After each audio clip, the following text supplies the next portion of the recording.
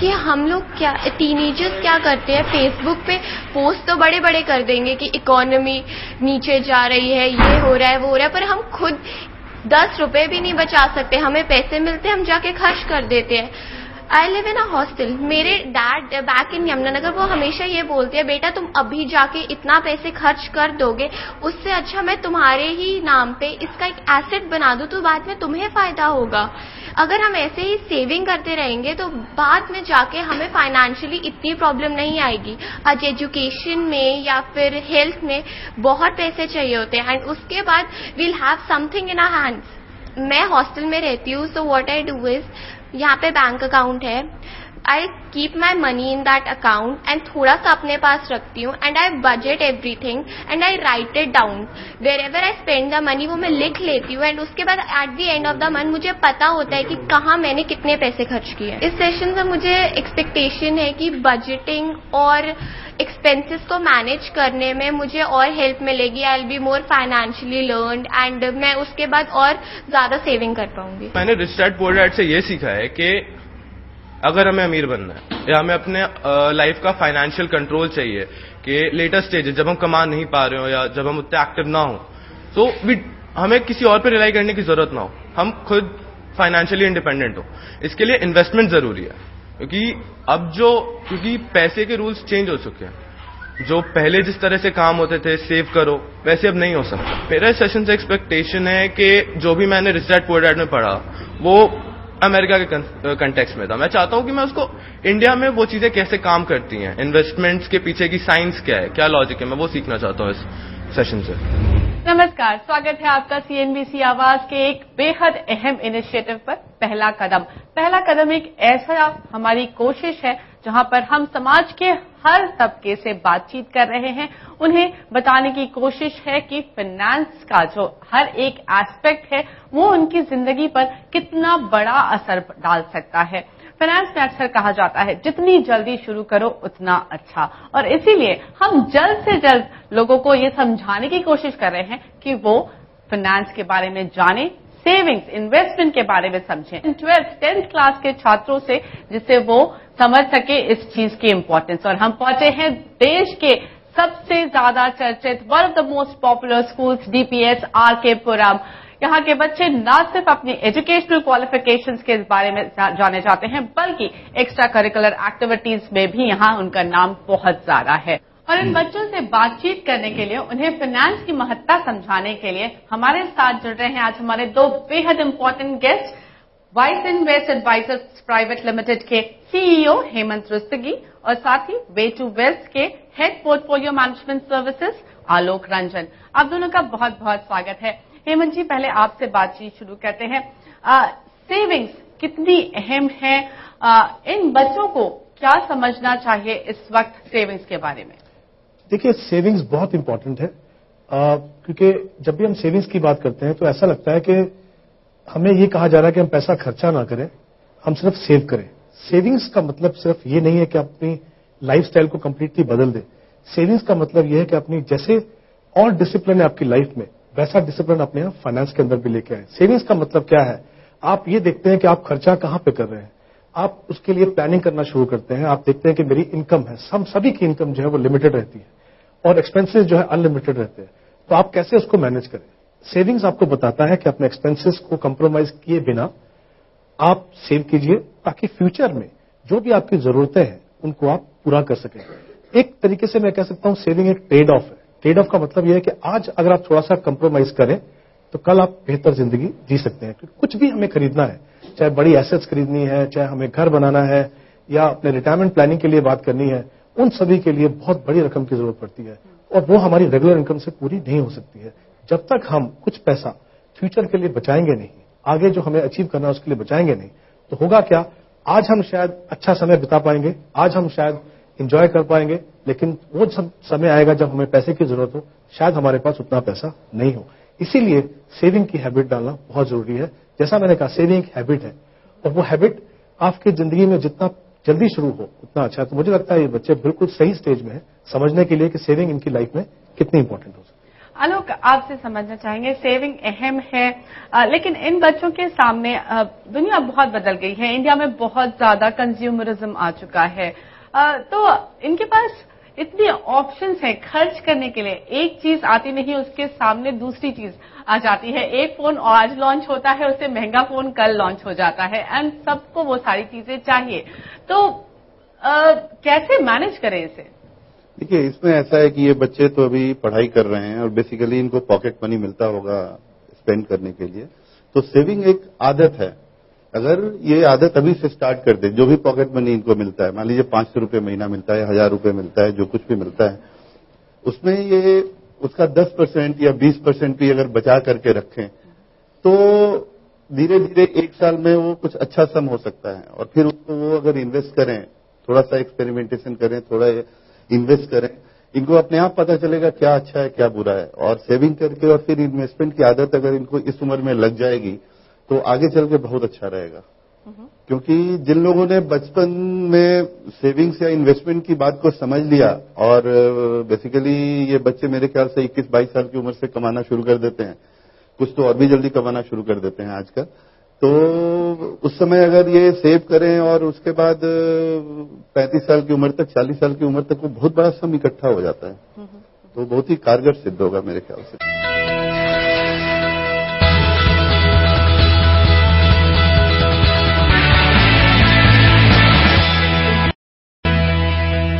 हेमंत, इन बच्चों को कुछ ऐसा बताइए जिससे इनको क्लियरली समझ में आए कि सेविंग कितना अहम है और उसका क्या फायदा मिलता है। देखिए, जैसे हमने बात की कि सेविंग बहुत ही इंपॉर्टेंट एस्पेक्ट है, और ऐसा नहीं है कि उसको आपको जब कमाना शुरू करें तभी समझना है। इस स्टेज पे सेविंग को समझने का सबसे बड़ा फायदा ये है कि अभी इनके पास पॉकेट मनी मिलती है, कुछ पैसा। मुझे आई एम श्योर सबके सब बच्चे कुछ ना कुछ कमाते हैं या कुछ ना कुछ बचाते हैं, लेकिन वो शायद प्लान करके नहीं बचाते। तो अगर मेरा ये बोलना है कि जैसे अगर हम बात करें यहाँ पे, अगर आपको एक एक्स अमाउंट मिलता है पॉकेट मनी से और आपको कुछ चीज खरीदनी है, तो वो चीज खरीदने के लिए आपके पास दो ऑप्शन है। या तो अपने पेरेंट्स के पास वापस जाएंगे कि हमें कुछ ये लेना है, पेरेंट्स कहेंगे हमने आपको ऑलरेडी पॉकेट मनी दिया है, आप उसमें से मैनेज करो।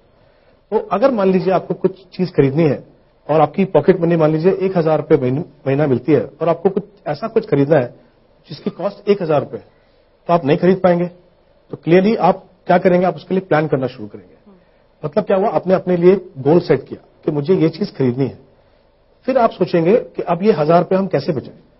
फिर इनको कहीं ना कहीं अपनी बजटिंग करनी पड़ेगी। बजटिंग करने का मतलब ये नहीं है कि खर्चा करने के बाद कितना पैसा बचा वो हम बचाएं।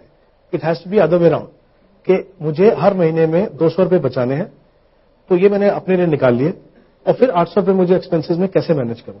तो it will teach you how to do budgeting, which is very very important aspect. क्योंकि यही बजटिंग जब ये लोग पैसा कमाना शुरू करेंगे वो एक सीरियस एक्सरसाइज बन जाएगी।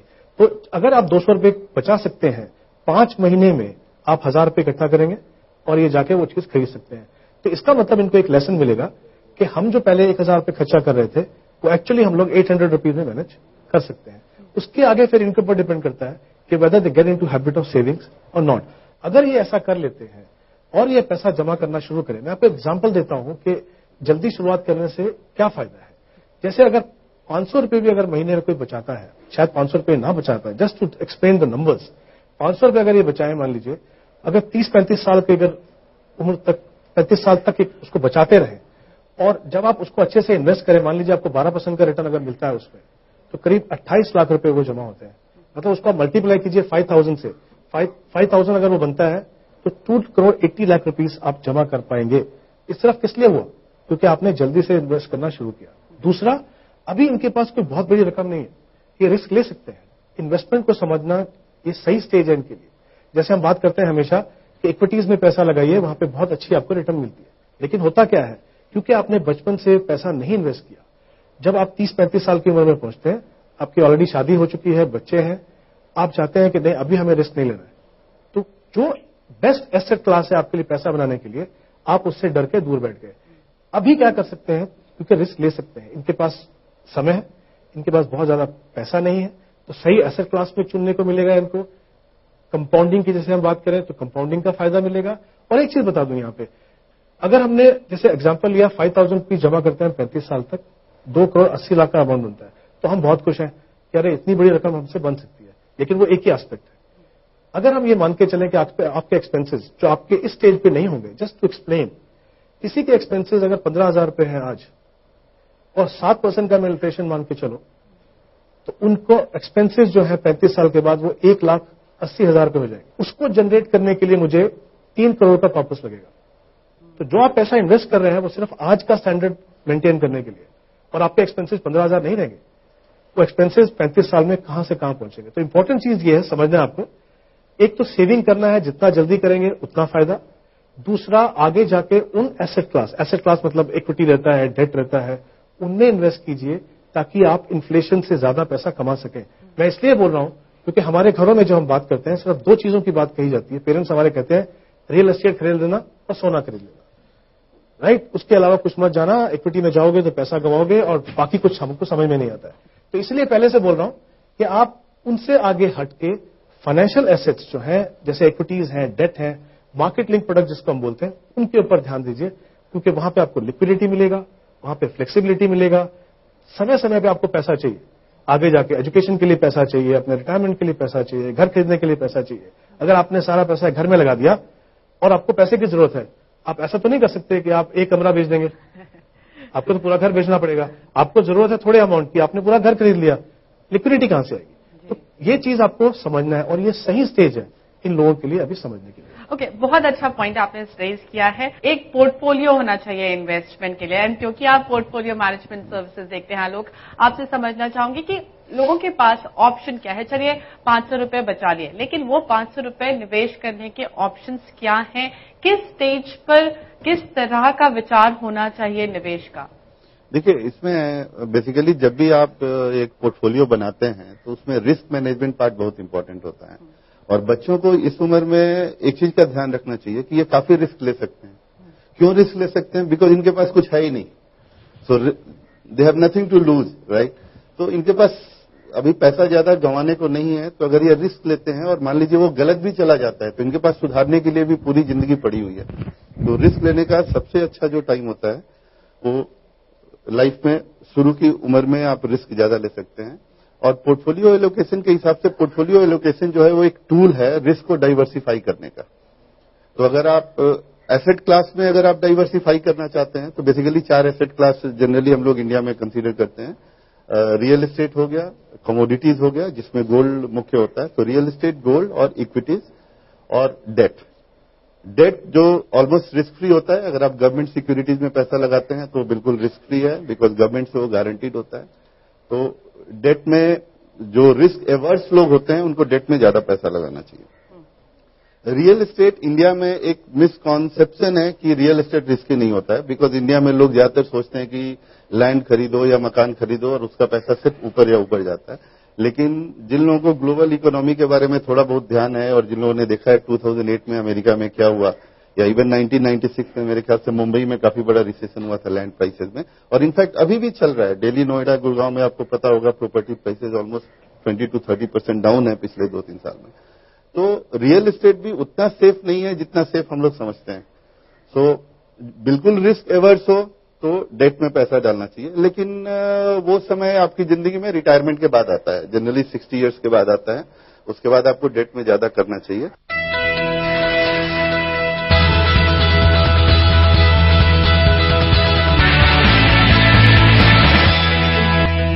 अगर ये रिस्क अवर्स है हेमंत, डेट में निवेश करना, तो क्यों हम रिटायरमेंट तक का वेट करें? अगर हमें कोई रिस्क नहीं है तो अभी क्यों नहीं निवेश करें सारा का सारा पैसा डेट में?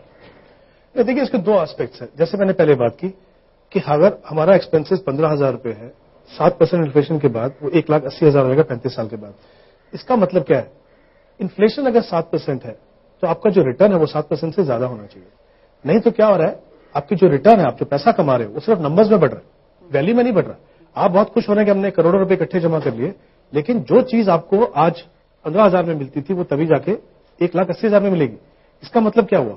कहीं ना कहीं आपको ऐसा पोर्टफोलियो बनाना है, ऐसी इन्वेस्टमेंट करनी है कि आप इन्फ्लेशन से ज्यादा कमा सकें। और इन्फ्लेशन से ज्यादा कैसे कमाएंगे? कहीं ना कहीं आपको इक्विटीज में देखना पड़ेगा। अगर आप डेट को देखते हैं, आज दोनों का डिफरेंस समझते हैं। डेट क्या है? ठीक है, अगर आपको पैसे चाहिए, आपने मुझसे पैसे लिए, मैंने आपको डेट दिया, बराबर है। मैं आपसे क्या एक्सपेक्ट कर सकता हूं, मैं आपसे इंटरेस्ट ले सकता हूं, तो मैं उतना ही कमाऊंगा। तो डेट का मतलब क्या, आप किसी को अपना पैसा लेंड करें, तो आपको अपनी जो रिटर्न्स है वो कैप कर लिए, ठीक है। हमने एग्रीमेंट किया कि आप हमको 8% रिटर्न देंगे, हमने वो एक्सेप्ट कर लिया, मतलब 8 के ज्यादा उसको आपको इनकम मिलने वाली नहीं है। वो 8% भी आपका टैक्सेबल है। अगर आप एफडी में डालते हैं 8% आपको बैंक फिक्स डिपॉजिट से मिलता है, वो भी आप टैक्स पे करते हैं, तो आपका रिटर्न और भी कम हो गया। अब इक्विटी को समझते हैं, इक्विटी क्या चीज है। इक्विटी के बारे में बहुत सारा मिसकंसेप्शन है हमारे देश में। हम लोग सोचते हैं कि इक्विटी का पैसा मतलब यह है कि ओवरनाइट पैसा कमाना है तो इक्विटी में डाल दीजिए, या हमारे पेरेंट्स हमको बोलते हैं बहुत रिस्की है, उसके नजदीक मत जाना। सच्चाई क्या है, अभी आप बच्चे और जब बड़े हो गए और सभी की इच्छा होती है कहीं ना कहीं हम कुछ बिजनेस स्टार्ट करें या हम कुछ एंटरप्रेन्योर बने। हर आदमी एंटरप्रेन्योर नहीं बन सकता है, तो कैसे बनेगा? आप इक्विटी में जब इन्वेस्ट करते हो मतलब आप उस कंपनीज के शेयर्स खरीद रहे हो, यानी आप उस कंपनी के हिस्सेदार बन जाते हो, ओनर बन जाते हो। यानी आपने अपना पैसा उन कंपनीज, उन मैनेजमेंट को दिया है जिनका एक प्रूवन ट्रैक रिकॉर्ड है। और बिजनेस ओवरनाइट तो बनता नहीं, बिजनेस बनने के लिए समय लगता है, बिजनेस में बहुत सारे उतार चढ़ाव आएंगे। तो जो वॉलेटिलिटी आपको देखने को मिलती है उसको उस तरीके से देखिए कि ये क्योंकि बिजनेस ग्रो हो रहे हैं, और जब बिजनेस ग्रो होता है तब आपकी इनकम जो है कहीं ज्यादा होती है।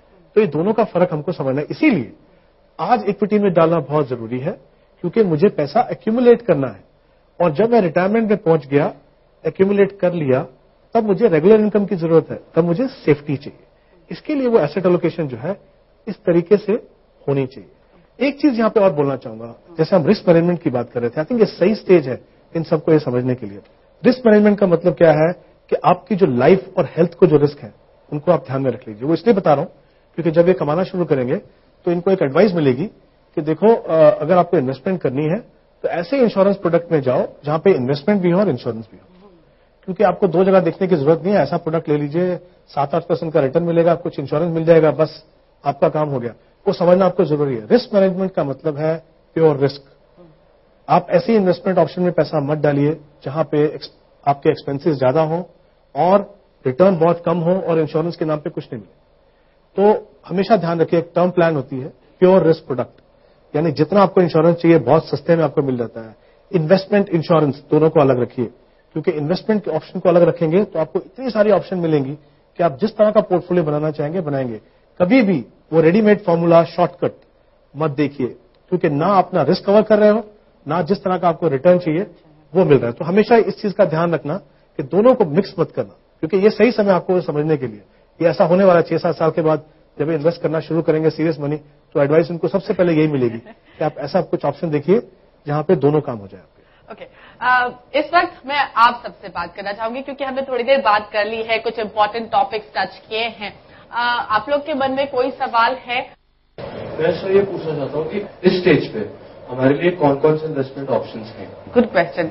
आलोक, आप बताइए, अगर ये सेव कर रहे हैं तो कौन से ऐसे इन्वेस्टमेंट ऑप्शंस हैं जिन पर इनको नजर रखनी चाहिए? इस उम्र में, उम्र के हिसाब से सबसे पहले आपको इक्विटी में इन्वेस्टमेंट स्टार्ट करना चाहिए। देखिए, जैसे कि इक्विटी इन्वेस्टमेंट रिस्की है, लेकिन लाइफ में एक चीज समझिए, रिस्क लेना बुरा नहीं है। जब आप एक कार पे चढ़ते हैं तो भी आप रिस्क लेते हैं, राइट? एक्सीडेंट हो सकता है, लेकिन फिर भी आप कार पे चढ़ना छोड़ तो नहीं देते। आप फ्लाइट में जाते हैं तो भी आप रिस्क ले रहे हैं। बेसिकली रिस्क मेजर्ड प्रोपोर्शंस में लेना चाहिए, तभी हम रिस्क मैनेजमेंट की बात करते हैं। कितना रिस्क आप अफोर्ड कर सकते हो, उसके हिसाब से आपको डिसाइड करना है कितना रिस्क आपको लेना चाहिए। तो ये बहुत इंपॉर्टेंट है। तो इक्विटी में क्या है कि जैसा कि हेमंत जी ने बताया, अगर इक्विटी में अगर आप इन्वेस्ट कर रहे हो और लॉन्ग टर्म के लिए इन्वेस्ट कर रहे हो, जो अच्छी कंपनीज है, जैसे कि टीसीएस है या आईटी इंडस्ट्री ने बहुत अच्छे कंसिस्टेंटली ऑलमोस्ट रिटर्न दिए हैं, और भी बहुत सारी इंडस्ट्रीज है जैसे एचडीएफसी है, ऐसे स्टॉक में अगर आप पैसा लगाएं जिनका ट्रैक रिकॉर्ड बहुत अच्छा है, पिछले 20-25 साल से, 15 साल से उन्होंने हर साल एवरेज ओवर 5 ईयर्स उन्होंने 15-20% का एनुअलाइज रिटर्न दिया है, तो ऐसी कंपनीज में आपको इन्वेस्टमेंट स्टार्ट करना चाहिए। इससे दो फायदे होंगे, एक तो आप थोड़ा उसके बारे में पढ़ना और जानना शुरू करोगे। पैसा थोड़ा लगाओ, ज्यादा पैसा मत लगाओ, बिकॉज लेकिन पैसा लगाने के साथ साथ आप उसके बारे में थोड़ा पढ़ना, थोड़ा जानना शुरू करेंगे। पैसा अगर बढ़ेगा तो आपका थोड़ा इंटरेस्ट भी जनरेट होगा, तो इस तरह से एक अच्छी हैबिट बन सकती है। और जब आप 20-21 साल की उम्र में जब आप कमाना शुरू करेंगे तो आप काफी कुछ उस समय अपनी चीजों को ड्राइव कर सकते हैं। ऑफकोर्स एक्सपर्ट की एडवाइस का कोई सब्स्टिट्यूट नहीं है, लेकिन अगर आप खुद भी आपको जानकारी है तो उससे एक्सपेक्टेशन मैनेजमेंट और पैसे को मैनेज करना आसान हो जाता है। एक चीज यहाँ पे ऐड करना चाहूंगा, एक और ऑप्शन है आपके पास। जैसे इक्विटी की हमने बात की, अगर आपको लगता है कि डायरेक्टली आप ऑब्वियसली स्टॉक नहीं चुन सकते हैं या उतना पैसा आपके पास नहीं है, तो म्यूचुअल फंड में सिस्टमैटिक इन्वेस्टमेंट प्लान्स होती हैं, जहां पे म्यूचुअल फंड्स का मतलब क्या है, आप एक बहुत सारे इन्वेस्टर्स हैं जो पैसा म्यूचुअल फंड को देते हैं और वो पैसा इक्विटी मार्केट में लगाया जाता है। वो डाइवर्सिफाइड व्हीकल है, मतलब अगर आप 500 रुपए से भी अगर अपनी एसआईपी शुरू करना चाहें एक वेल डाइवर्सिफाइड फंड में, तो वो कर लीजिए। उसका फायदा क्या होगा, एक तो आपको समझ में आएगा कि equity as an asset class कैसे बिहेव करती है। हर महीने आप इन्वेस्ट कर रहे हो, इक्विटी मार्केट में वॉलेटाइल होता है, तो क्योंकि आप हर महीने इन्वेस्ट करोगे, एक तो डिसिप्लिन आ गया कि आपको 500 रुपए बचाना ही है हर महीने, पहली बात। दूसरी बात, क्योंकि आपने ऑलरेडी डिसाइड किया है कौन से फंड में कितना पैसा जाना है, तो जो वॉलेटिलिटी होती है उससे आपको एवरेजिंग का फायदा होगा। मतलब कहीं पे अगर अन्य भी 12 रुपए तो है, कहीं पे 11 रुपए है, तो आपको एवरेजिंग का फायदा होगा। तीसरी बात क्या है, इक्विटीज क्योंकि रिस्की एसेट क्लास है, एक डाइवर्सिफाइड पोर्टफोलियो बनाना बहुत जरूरी है। यानी 500 रुपए भी इन्वेस्ट करेंगे तो भी आपका पैसा 40 या 50 कंपनीज में जाएगा।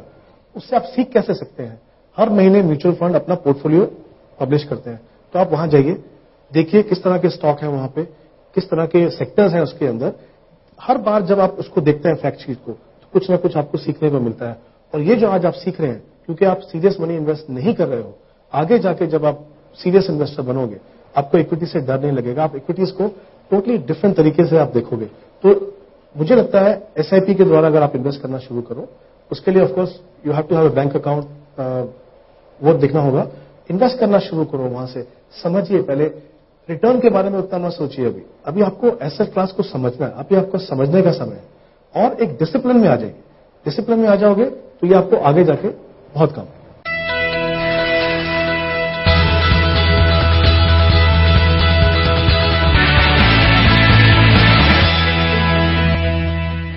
जैसे आपने बात कही कि अकाउंट होना जरूरी है। आजकल जूनियर अकाउंट्स हैं, लेकिन आई डोंट थिंक वो डीमैट के थ्रू खुद खरीद सकते हैं। आई थिंक उनको 18 साल से ऊपर होना होगा। लेकिन जब हम बातचीत कर रहे थे तो आपने कहा कि परिवार के फाइनेंसेस में भी इन्वॉल्व होना बहुत जरूरी है, तो उसकी क्या महत्ता है और इन बच्चों को क्या फायदा मिल सकता है उस बात से? सिर्फ मम्मी पापा के पास जाकर ये कहते ना, मुझे बताइए आप कहाँ से क्या कमा रहे हो और कहाँ खर्चा हो रहा है, मम्मी पापा कहेंगे तुम लोग जाओ पढ़ाई करो, हमें क्यों परेशान कर रहे हो? बिल्कुल सही है। आई थिंक वो ज्यादातर फैमिलीज में ऐसा ही होता है। अगर बच्चे, एक तो पेरेंट्स बच्चों को इन्वॉल्व नहीं करते, उनको लगता है कि इनका काम है पढ़ने का, इनको पढ़ने दीजिए, ये हमारी रिस्पॉन्सिबिलिटी है। ये बात सही है, पेरेंट्स की रिस्पॉन्सिबिलिटी है, लेकिन हमारी रिस्पॉन्सिबिलिटी ये भी है कि आज फाइनेंस, इन्वेस्टमेंट, सेविंग्स को समझें। और मेरा ये मानना है हमेशा कि अगर आप अपने फैमिली के फाइनेंसेस में जो बजटिंग होती है, जो फाइनेंसेस हैं, उसमें अगर आप इन्वॉल्व होते हो, तो कहीं ना कहीं आपको समझ में आएगा कि आपके एजुकेशन पे कितना खर्चा हो रहा है। मुझे नहीं मालूम हमें से कितने लोगों को पता होगा कितना खर्चा आपके एजुकेशन पे हो रहा है। अगर आप फैमिली फाइनेंसेस में इन्वॉल्व हो, तो आप देख रहे हो कि फैमिली में किस तरह की इनकम आती है, किस तरह से पेरेंट्स हमारे मेहनत करके पैसा कमा रहे हैं, हम उसको अप्रिशिएट करना शुरू करते हैं। और फिर क्या होता है, कहीं ना कहीं हमें समझ में आता है कि हमारे जो घर के खर्चे हैं वो कहां पे हो रहे हैं, एजुकेशन पे कितना परसेंटेज हो रहा है, बाकी जो नॉर्मल एक्सपेंसेस है वो कहां पे हो रहे हैं, हमारे पेरेंट्स सेविंग्स इन्वेस्टमेंट कर रहे हैं या नहीं कर रहे हैं। तो जैसे मैंने कहा, सेविंग्स हो या इन्वेस्टमेंट हो, it's all about discipline at the right as.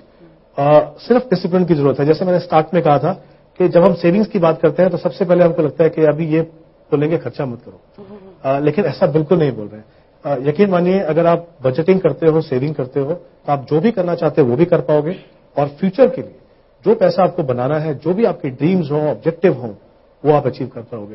कहीं पे भी आपको कंप्रोमाइज नहीं करना पड़ेगा। हाँ, ये बात जरूर है कि आपको ये डिसिप्लिन सिखाएगा कहां पे खर्चे आपके जो है अननेसेसरी है, वो आपको कट डाउन करने के डेफिनेटली लेसन्स इस एक्सेस मिले। म्यूचुअल फंड्स, म्यूचुअल फंड्स का क्या मतलब है? क्या एसआईपी जो है वो क्या करता है, म्यूचुअल फंड क्या करता है? हम इतनी बातें बोल रहे हैं, कंपाउंडिंग, हम बात कह रहे हैं कि अगर हर महीने इन्वेस्ट करो तो बहुत बड़ी रकम। आलोक, सबसे पहले बेसिक समझाइए कि म्यूचुअल फंड क्या है और एसआईपी से क्या फायदा होता है? देखिए, म्यूचुअल फंड, म्यूचुअल वर्ड आप लोग समझते हैं, म्यूचुअल समझते हैं, और फंड आप समझते हैं। सो म्यूचुअल फंड का मतलब यह है कि उसमें अगर आप जो भी इन्वेस्टमेंट करेंगे वो एक क्रॉस पोर्टफोलियो इन्वेस्ट होगा, उसमें बहुत सारे स्टॉक्स में उसका इन्वेस्टमेंट होगा। उससे क्या होता है कि जब बहुत सारे स्टॉक्स में उसका इन्वेस्टमेंट होता है, अगर आपने जैसे कि इक्विटी म्यूचुअल फंड में लगाया, तो उसमें डाइवर्सिफिकेशन होता है, तो एक साथ सारे स्टॉक नीचे नहीं चले जाते। जैसे आईटी इंडस्ट्री हो गया, उसमें कुछ पैसा जाएगा, हेल्थ इंडस्ट्री है, फार्मास्यूटिकल है, उसमें कुछ पैसा जाएगा, स्टील इंडस्ट्री है उसमें कुछ पैसा जाएगा, फाइनेंशियल्स हैं उसमें कुछ पैसा जाएगा, तो सारी इंडस्ट्रीज का एक साथ खराब करना मुश्किल होता है। तो म्यूचुअल फंड में क्या होता है, दूसरा क्या है कि उसमें म्यूचुअल फंड में जो मैनेजर्स होते हैं वो फाइनेंशियल एक्सपर्ट्स होते हैं, जो फंड मैनेजर होते हैं, तो वो आपका पैसा मैनेज करते हैं। तो म्यूचुअल फंड में रिस्क कम हो जाता है और उसमें आपको पैसा डालना है और पैसा डालेंगे, एक्सपर्ट उसको मैनेज करेगा और जैसे मार्केट ऊपर या नीचे जाता है उसके हिसाब से उसका नेट एसेट वैल्यू बोलते हैं, एनएवी। नेट एसेट वैल्यू ये होता है कि आज जैसे आपने पैसा डाला, मान लीजिए आपने 100 रुपया डाला, मैं एग्जाम्पल देकर के समझाता हूं। आज आपने 100 रुपया म्यूचुअल फंड में डाला, वो अगर इक्विटी म्यूचुअल फंड है तो वो 10 स्टॉक में 10-10 रुपए फंड मैनेजर ने डाल दिया। कोई स्टॉक 10 रुपए वाला 12 हो जाता है, कोई स्टॉक 10 रुपए वाला 9 रुपए भी हो सकता है। तो एक साल के बाद अगर आप उसको ऐड करेंगे, सारे स्टॉक्स का जो वैल्यू आप ऐड करेंगे, तो हो सकता है वो 100 रुपए का वैल्यू टोटल 112 रुपए हो। तो उसका मतलब ये है कि उस दिन एक साल के बाद उसका जो एनएवी है, नेट एसेट वैल्यू है, वो 112 रुपए हो गया। तो उस फंड ने एक साल में 12% का रिटर्न दिया। तो हर रोज स्टॉक मार्केट खुलता है और बंद होता है और उसमें ट्रेडिंग होती है और उसके हिसाब से सारे स्टॉक्स के प्राइसेज ऊपर या नीचे जाते हैं। तो हर रोज जब मार्केट बंद हो जाता है तो उसमें जिस स्टॉक का प्राइस जो बंद हुआ उसके रेट से हम एनएवी कैलकुलेट करते हैं, नेट एसेट वैल्यू कैलकुलेट करते हैं। वो म्यूचुअल फंड हो गया। एसआईपी, सिस्टमेटिक इन्वेस्टमेंट प्लान, उसमें क्या है कि ये मार्केट हमेशा ऊपर या नीचे होता रहता है, इतना तो आपको पता होगा, depending on several global events, domestic events. हर चीज जो दुनिया में होती है वो स्टॉक मार्केट पे असर डालती है, तो उसके हिसाब से मार्केट ऊपर या नीचे होता है। अब ये प्रेडिक्ट करना तो बहुत मुश्किल होता है कि मार्केट कब ऊपर जाएगा कब नीचे जाएगा। तो उसको निगेट करने के लिए एक तरीका ये है कि हर महीने एक पर्टिकुलर डेट को मार्केट ऊपर हो या नीचे हो उसकी चिंता नहीं करना, आप एक फिक्स अमाउंट उसमें डालिए। तो जैसे हर महीने की 10 तारीख को आपने 100 रुपए, 200 रुपए, 1000 रुपए, जितना आपका सेविंग है, जितना आपका प्लान है, आपने उस म्यूचुअल फंड में डाल दिया। तो साल में 12 महीने, हर महीने 10 तारीख को आपने पैसा डाला, तो कभी मार्केट ऊपर रहेगा, कभी मार्केट नीचे रहेगा। तो आपने नीचे के मार्केट में भी इन्वेस्ट किया, ऊपर के मार्केट में भी इन्वेस्ट किया। तो ओवर 12 मंथ वो वोलेटिलिटी का जो इफेक्ट है वो कम हो जाता है। तो उसके चलते हम सिस्टमेटिक इन्वेस्टमेंट प्लान की बात करते हैं।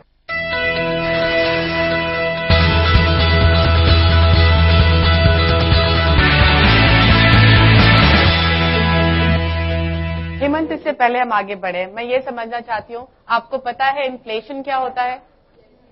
Okay, so I want one of you to stand up and tell me what is inflation. It's in the rise of the prices of the goods and the basic buying capacity of the consumers reduces. Very good answer, I must say that. Yeah. It does exactly that. Exactly. जब हम gold की बात करते हैं तो हम लोग क्या बोल रहे हैं, gold over a longer period will only keep pace with inflation. So if the inflation is 8%, gold का दाम भी अगर 8% बढ़ रहा है तो वो सिर्फ आपको it's covering inflation, it's not giving you any return more than that. Return के में कॉन्सेप्ट है रियल रेट ऑफ रिटर्न। हम लोग हमेशा ग्रॉस रिटर्न को देखते हैं। जैसे अगर आप बैंक में पैसा डालते हो, अगर आपको 8% अगर इंटरेस्ट मिलता है तो इफ यू पुट 10,000, एक साल के बाद आपको 10,800 मिलेगा, तो वो है ग्रॉस रिटर्न। उसमें से दो चीजें निकलनी है, एक inflation which is at 8%, so what have you earn, 10,800 मिला आपको, 800 रुपए इंटरेस्ट मिला, और इन्फ्लेशन भी अगर 8% है, did you really earn anything? आपको लगा कुछ कमाया आपने? जो चीज आप एक साल पहले 10,000 में खरीदने वाले थे, वही खरीदने के लिए अगर एक साल के बाद जाएंगे बाजार में, वही आपको 10,800 की मिलेगी। बैंक ने कितना पैसा दिया आपको? 10,800। Did you earn anything? नहीं। आपको 800 रुपए क्यों मिला? क्योंकि आपने एक साल अपना पैसा यूटिलाइज नहीं किया, आपने सेक्रीफाइस किया। आपको रिवॉर्ड मिला उसके लिए? नहीं मिला। और अभी तो आप टैक्स नहीं पे करेंगे, जब आप टैक्स पे करेंगे तो उसके ऊपर आपको टैक्स भी पे करना है। तो अगर आप मान लीजिए 30% टैक्स पे है तो 2.4% आपको 30% के हिसाब से वो टैक्स पे निकल गया, बचा कितना? 5.6। इन्फ्लेशन कितना? 8%। आपकी वैल्यू नीचे गई। So this is what you need to understand. So I have this question कि अभी रिसेंटली हम लोगों ने जाना है कि एक वर्चुअल गोल्ड की स्कीम आई है विच सेज कि गोल्ड एक्चुअली नहीं है, टैंजिबल नहीं है, but you can still invest in it. So I just want to know उसके एडवांटेजेस और उसके डिसएडवांटेजेस क्या होता है with respect to comparison with the real gold investment. Okay. I believe she's talking about gold bond scheme. Alok, आप elaborate करना चाहेंगे इस पर? देखिए, जो गोल्ड की जो स्कीम आई है, इसमें ऐसा है कि सपोज कीजिए आपके पास 10,000 रुपए हैं और आपने 10,000 रुपए का, समझाने के लिए मैं एग्जांपल दे रहा हूं, 10,000 रुपए का आपको गोल्ड खरीदना है। तो आप ऐसा करें कि एक्चुअल गोल्ड नहीं खरीद के वो 10,000 रुपए का गोल्ड बॉन्ड खरीद लें। आज से 2 साल बाद गोल्ड का भाव, अभी मान लीजिए जैसे गोल्ड का भाव 25,000 रुपए है, आज से 10 साल बाद, मान लीजिए 2 साल बाद या 3 साल बाद अगर गोल्ड का भाव 30,000 रुपए होता है, तो आपको उस बॉन्ड पे रिटर्न 30,000 रुपए के रेट के हिसाब से मिलेगा। तो जैसे गोल्ड में अगर 20% प्राइस की बढ़ोतरी हो जाती है, 25,000 वाला मान लीजिए अगर 30,000 हो जाता है, तो 20% की बढ़ोतरी हो गई, तो आपका ये बॉन्ड पे आपको 20% का रिटर्न मिलेगा, प्लस साथ में 2.75% का हर साल आपको रिटर्न मिलेगा। तो अगर आप गोल्ड खरीदते, गोल्ड लाकर आप घर में रखते हैं, बहुत बार अगर आप ऑर्नामेंट्स खरीदते हो तो उसमें आप मेकिंग चार्जेस देते हो। जब गोल्ड आप वापस बेचने जाते हो तो फिर आप उसका बर्निंग या जो भी है उसके लिए पैसा देते हो, तो वो पैसा आपका बच रहा है, मेकिंग चार्जेज आपके बच रहे हैं, और साथ में हर साल उस गोल्ड पे, घर में रहता है तो कोई एप्रिसिएशन नहीं है, हर साल उस पैसे पे आपको 2.75% एडिशनल रिटर्न मिल रहा है। तो इसके 2 बेनिफिट हैं। एक बेनिफिट ये कि गोल्ड का प्राइस अगर बढ़ता है तो आपको उस बढ़ोतरी का फायदा हो रहा है, और दूसरा फायदा यह है कि एडिशनल 2.75% हर साल वो जो डॉर्मेंट मनी है जो घर में आपके पड़ा रहता, वो आपको एडिशनल इंटरेस्ट मिल रहा है। और 2.75%, जैसे गोल्ड हमारे घर में कई बार 20 साल, 25 साल, 50 साल तक पड़ा रहता है, तो ये 2.75% एडिशनल ओवर सेवरल ईयर्स, ये बहुत बड़ा सम हो सकता है और उसको समझना जरूरी है, इसलिए काफी फायदेमंद है। दूसरा, सरकार को भी और कंट्री को भी, एज ए कंट्री भी हमें इसमें काफी फायदा है, बिकॉज हर साल हम बहुत सारा गोल्ड इंपोर्ट करते हैं, तो वो इंपोर्ट हमारा कंट्रोल होगा। और बिकॉज वो जो इंपोर्ट होता है, हमारा जो प्रोडक्टिव मनी है, अगर आप उसको फाइनेंशियल या बिजनेस में इन्वेस्ट करते हो तो एम्प्लॉयमेंट जनरेशन होता है, जीडीपी का ग्रोथ होता है। लेकिन वही पैसा अगर हम गोल्ड इंपोर्ट करने में लगाते हैं तो उसका कोई प्रोडक्टिव एसेट क्रिएट नहीं होता है। तो उससे सरकार को फायदा है, देश को फायदा है और इंडिविजुअल को भी फायदा है। ओके, ये पॉइंट समझ में आया आप सबके? ओके, चलिए अगला सवाल लेते हैं। एक बात और यहां पर मैं गोल्ड के बारे में बताना चाहूंगी कि पिछले 3 साल से गोल्ड ने नेगेटिव रिटर्न दिया है, तो ये बात सच नहीं है कि गोल्ड में कोई रिस्क नहीं है। अब भारत में जो गोल्ड है वो भी इंटरनेशनली प्राइस फ्लक्चुएट वैसे ही कर रहे हैं, ऑलमोस्ट जैसा कि इक्विटी में कर रहे हैं। बस एक फायदा जो आपको मिलता है वो ये कि जब ग्लोबली कुछ टर्मोइल होता है, जब ग्लोबली कुछ परेशानी होती है, तब सोने का दाम ऊपर जाता है। और तभी हमने देखा था 2000, 2008, 2009, 2010 तक सोने का प्राइस बहुत ऊपर गया था, क्योंकि तब लोगों के अंदर डर था कि सारा जो ग्लोबल रिसेशन चल रहा है, और तब आपको थोड़ा फायदा मिलता है। लेकिन जैसे ही वापस रिसेशन से हम बाहर निकले, गोल्ड के प्राइसेस नीचे भी आ गए हैं। तो ऐसा नहीं है कि गोल्ड एकदम सेफ बेट है, वहां पर भी रिस्क है, वहां पर भी आपको परेशानी देखनी पड़ सकती है। तो जो भी आपको फाइनेंशियल डिसीजन लेना है, आपका पैसा जो आता है, अभी आप छोटे हो, बच्चे हो, आप ये समझ सकते हो कि अभी आपको पैसे की उतनी वैल्यू नहीं है। और हेमंत और आलोक आपको यही समझाने की कोशिश कर रहे हैं कि अगर आप अपने माँ बाप के पास जाकर उनसे ये बात करोगे कि मेरा पैसा, हमारे घर में जो पैसा आ रहा है वो कहाँ जा रहा है, तो आपको ये समझ में आएगा कि पैसे की वैल्यू क्या है। और उस वैल्यू को समझने के बाद ही आपको ये समझ में आएगा कि मुझे जो पैसा डालना है वो बहुत सोच समझ के डालना है।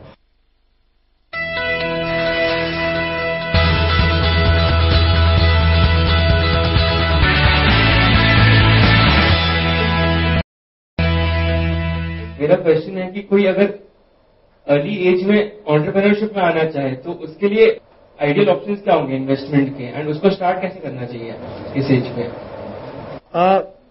देखिए, यहां पे आपका जो गोल है, ओके, बहुत इंपॉर्टेंट है। आपका गोल क्या है?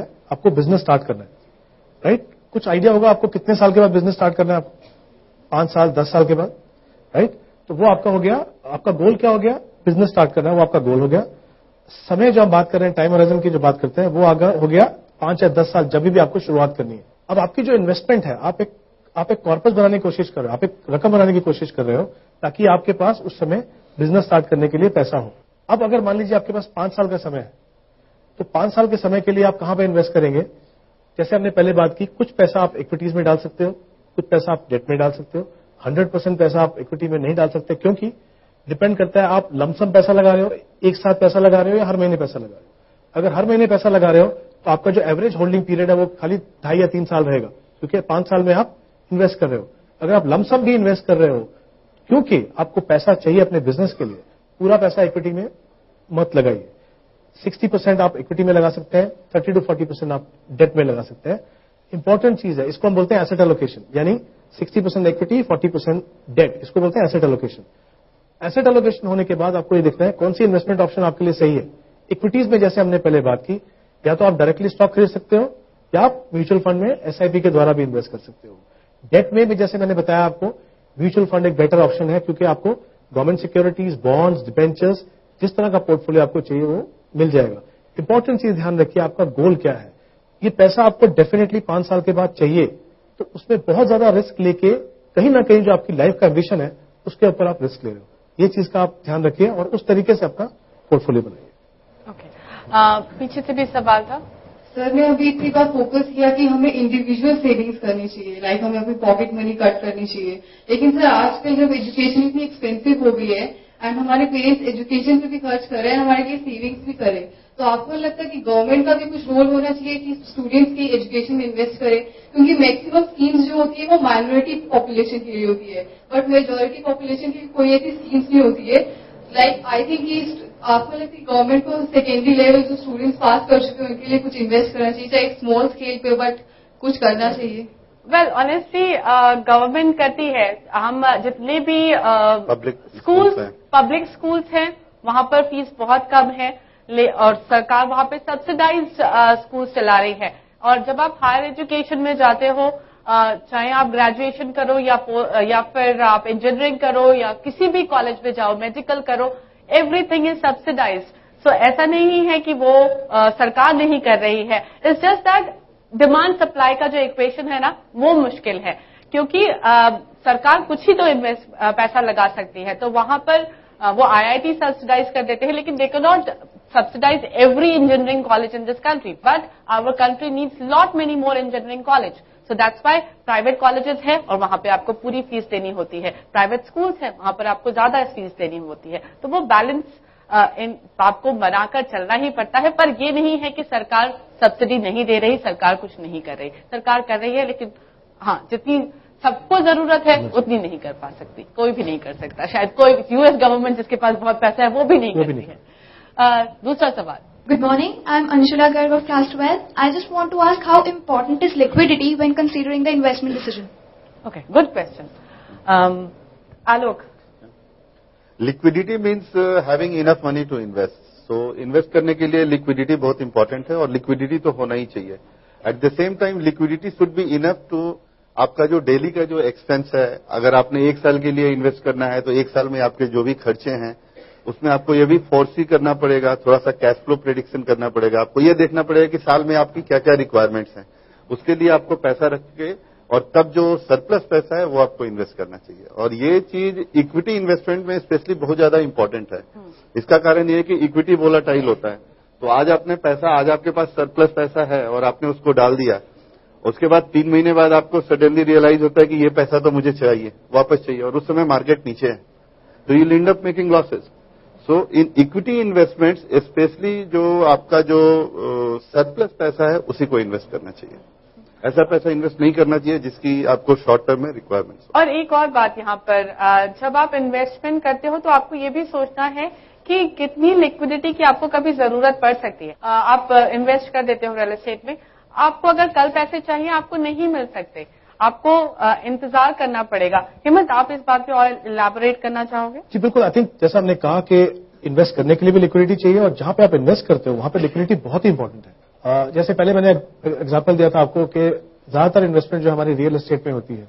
अब हमने अगर घर लिया, हमारी लाइफ के डिफरेंट स्टेजेस होंगी, हमें अपनी एजुकेशन के लिए पैसा चाहिए होगा, फिर बाद में वंस पीपल गेट मैरिड, बच्चों के एजुकेशन के लिए या घर खरीदने के लिए और आगे रिटायरमेंट के लिए बहुत सारी रिक्वायरमेंट्स है। हमारी शॉर्ट टर्म रिक्वायरमेंट्स है, मीडियम टर्म है, लॉन्ग टर्म है, यानी डिफरेंट स्टेजेस पे आपको पैसा लगेगा।